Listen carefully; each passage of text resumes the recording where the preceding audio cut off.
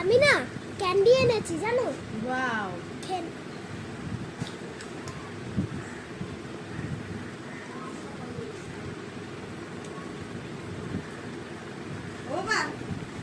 বাবা ওইখানে একটা কুকুর যাচ্ছে, ওকে ধরো।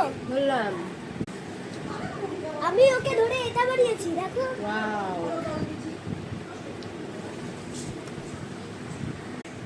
মা আমি কোল্ড গাজর নিয়ে এসেছি।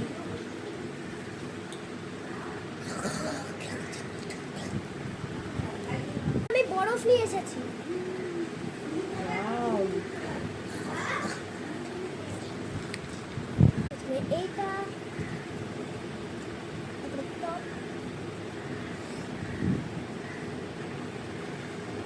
পিৎজা।